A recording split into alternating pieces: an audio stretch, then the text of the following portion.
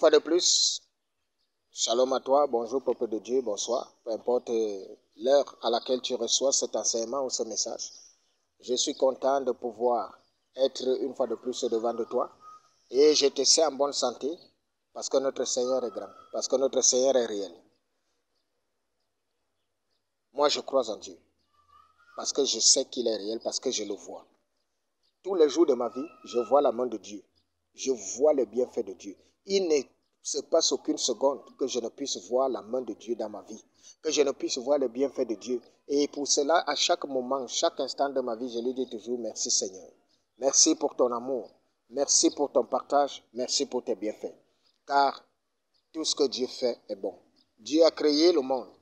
Quand Dieu a créé le ciel et la terre, c'était pour l'épanouissement de l'homme. C'était pour que l'homme puisse être bien et tranquille. Mais c'est nous-mêmes qui avons corrompu l'œuvre de Dieu. C'est nous-mêmes qui avons corrompu la terre. C'est nous-mêmes qui, par notre méchanceté, par notre égoïsme, par notre mauvaise foi, nous entraînons la destruction sur la terre et la destruction sur nous. Ceci étant, aujourd'hui, nous allons parler de la solution que portent les hommes et la solution que porte Dieu. Et c'est pour cela que je vais vous balader comme à l'accoutumée dans le livre des Actes chapitre 3 du premier verset au 11e. En voici la teneur. Pierre et Jean montaient ensemble au temple à l'heure de la prière. C'était la 9e heure. Il y avait un homme boiteux de naissance qu'on portait et qu'on plaçait tous les jours à la porte du temple appelé la Belle, pour qu'il demandât l'aumône à ceux qui entraient dans le temple. Cet homme, voyant Pierre et Jean qui allaient entrer dans le temple, leur demanda l'aumône. Pierre, de même que Jean, fixa les yeux sur lui et dit « Regarde-nous ». Et il les regardait attentivement, s'attendant à recevoir de quelque chose. Alors Pierre lui dit « Je n'ai ni argent ni or, mais ce que j'ai, je te le donne. Au nom de Jésus-Christ de Nazareth, lève-toi et marche. » Et le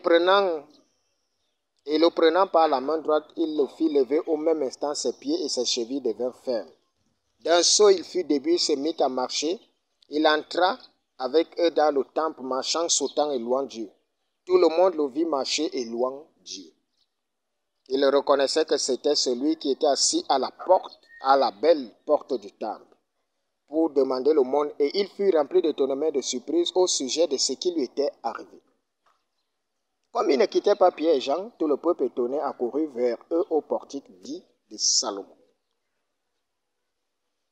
Les voies de Dieu sont tellement insondables. Nous sommes là en face d'un mystère. Le mystère qui voudrait que quand le Saint-Esprit entre quelque part, quand Dieu entre quelque part, il apporte toujours un changement systématique. Dès que Dieu se manifeste ou Dieu entre dans ta vie, aujourd'hui Dieu entre dans notre vie par le Saint-Esprit. Quand le Saint-Esprit est entré dans ta vie, il doit changer ta vie. Il doit changer quelque chose. Voilà pourquoi tu ne peux pas tromper le Saint-Esprit ou tu ne peux pas mentir ou jouer avec lui. Il y a des gens qui disent qu'ils ont reçu le baptême du Saint-Esprit mais qui sont au même endroit. Tu ne peux pas recevoir le baptême du Saint-Esprit et tu restes au même endroit parce que quand le Saint-Esprit vient, il va changer de destination et ton adresse. Tel est le partage et le cas du boiteux. L'histoire du boiteux, c'est quoi? L'histoire du boiteux, c'est qu'il est né avec un handicap. Et il ne pouvait rien faire. La seule chose qu'il pouvait faire, c'est d'aller mendier l'aumône à l'entrée du temple. Et depuis des années, il était là. Et depuis des années, est-ce qu'on ne lui faisait pas des dons? Il recevait des dons. Mais malgré les dons qu'il recevait, il revenait toujours au même endroit. Il recevait des dons de la part des hommes, mais il revenait toujours. Qu'est-ce que nous constatons? Nous constatons que la solution que des hommes t'apportent, ce sont des solutions temporaires. C'est-à-dire qu'on pouvait lui donner de l'argent, il pouvait même manger cet argent 1 ou 2 jours, il ne se présentait pas au temple parce qu'il avait cet argent. Quand l'argent finissait, il revenait se retrouver au même endroit. C'est comme les hommes, certaines personnes Quand vous allez les voir, ils vous donneront l'argent. Cet argent ne vous aidera jamais à ne plus aller vers lui. Cet argent fera toujours que, quand vous allez finir de le manger, vous allez toujours courir après lui. Vous viendrez toujours. La solution des hommes est une solution provisoire parce qu'elle te maintiendra au même niveau. Quand un homme te viendra toujours en aide, tu seras toujours dans la stagnation. Il ne t'aidera que provisoirement.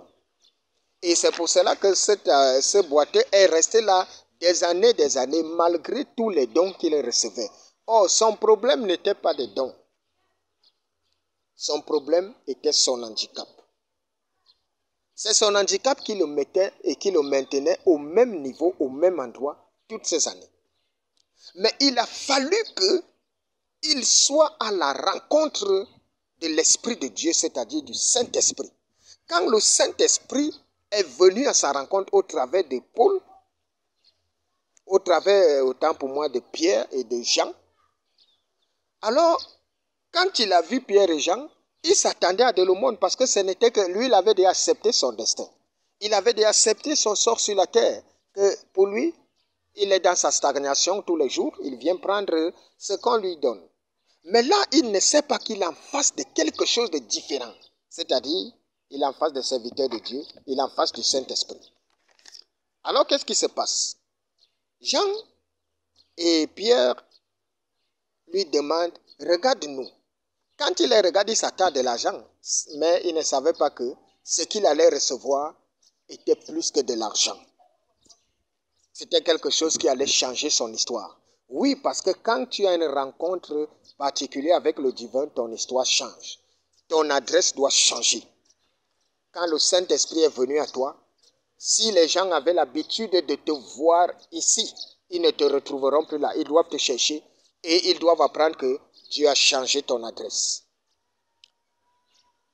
L'adresse de ce boiteux a changé ce même jour parce que Jean et Pierre lui ont dit, nous n'avons ni argent ni or, mais nous avons quelque chose.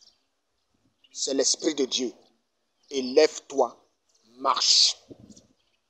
Et qu'est-ce qui s'est passé?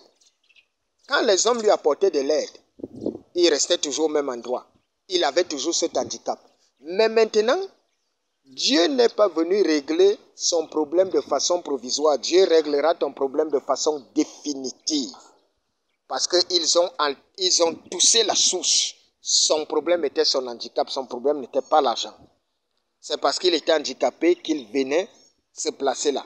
Mais maintenant, à partir du moment où il a reçu la visitation divine, est-ce qu'il est resté toujours là? Il n'est plus resté au même endroit. Il n'était plus au temple, aux portes du temple. Il est entré.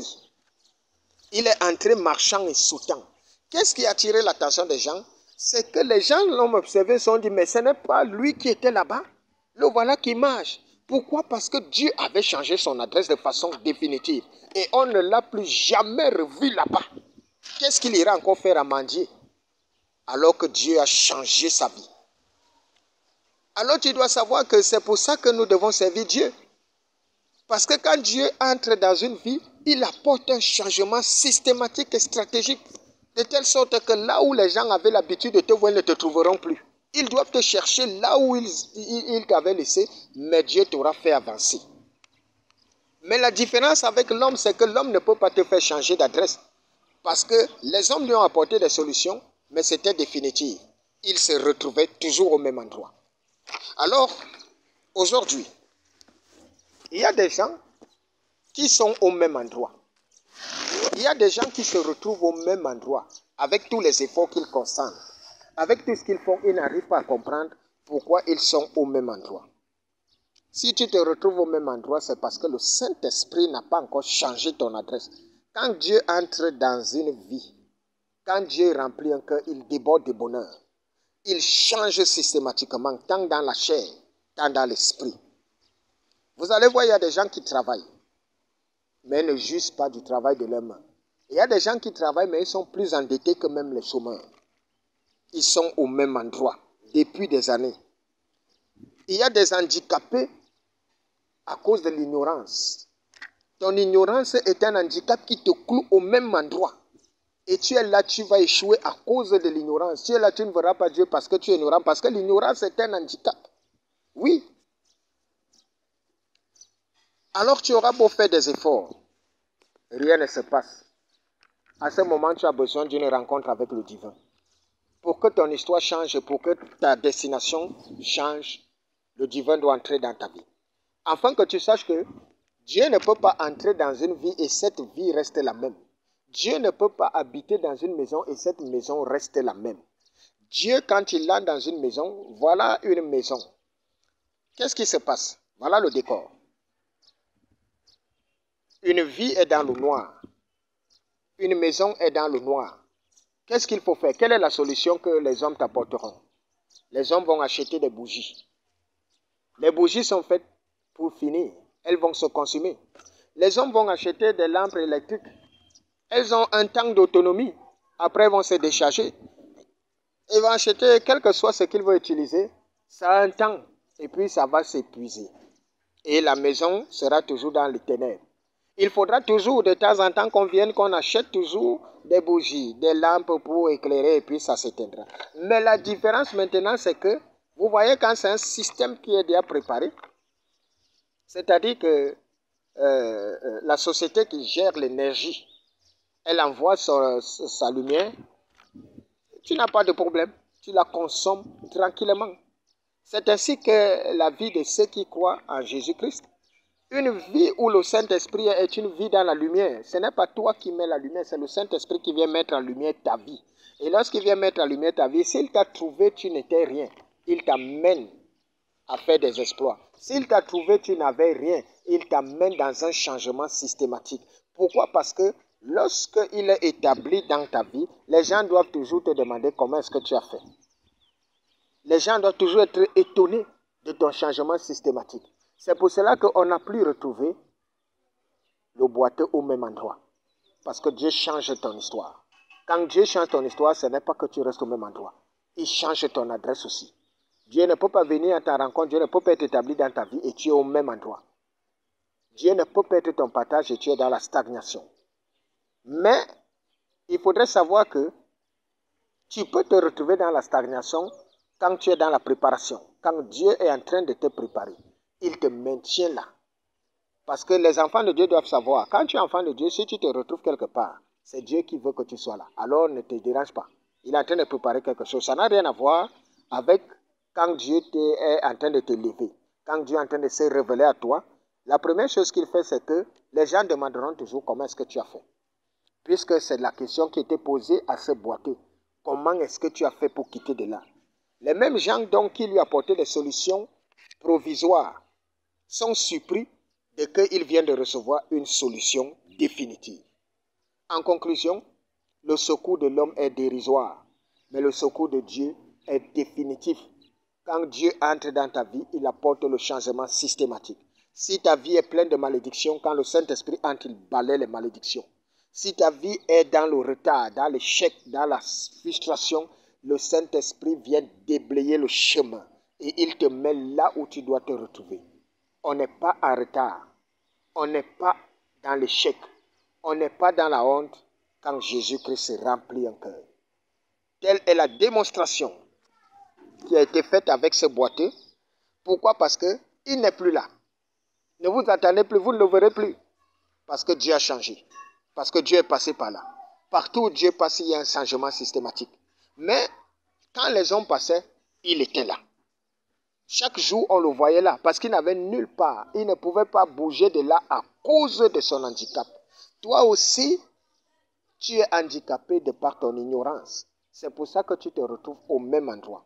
Parce que ta propre barrière est ton ignorance. Ton problème est ton ignorance. Et ton ignorance est un handicap. Et tu es au même endroit depuis des années à cause de l'ignorance qui est ton partage. Sache que tu as besoin de Christ pour que la lumière vienne à toi. Sache que ta rencontre avec Dieu déterminera qui tu es sur la terre. Ce n'est que Dieu qui change l'histoire de tout homme. C'est Dieu qui changera ton histoire. À une seule condition, que tu sois disposé à le recevoir, que tu sois disposé à une rencontre personnelle avec lui. Parce que vous savez, il y en a qui ne veulent pas rencontrer Dieu. Hein. Il y en a qui ne veulent pas servir Dieu. Il y en a qui se refusent d'avoir une relation personnelle avec Dieu. Et quand c'est le cas, tu t'attends à quoi? Ne t'attends à rien de la part de Dieu parce que tu ne verras rien. Si tu veux voir Dieu, crois en lui. Et sa gloire éclatera dans ta vie. Je suis le prophète Daniel Boukap. Comme je ne cesse de te le dire, je viens juste te donner des enseignements sommaires. Mais il y a la profondeur de tout ceci. Et c'est pour que ton cœur puisse savoir que Dieu est réel et qu'il agit. Regarde les modestes débuts. C'est l'œuvre de Dieu. Et c'est lui qui m'envoie pour te parler. Je n'ai pas à me soucier de quoi, de comment. Parce que si c'est réellement lui, alors c'est à lui de te prouver que je suis son serviteur, que je suis son prophète. Si ce n'est pas lui, alors il va m'exposer aussi.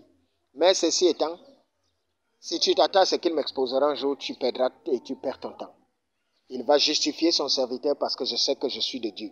Je sais que je suis serviteur de Jésus-Christ et que c'est lui qui vit en moi et c'est lui qui m'a appelé pour cette œuvre. Que le Seigneur te bénisse et que sa grâce surabonde continuellement dans nos vies.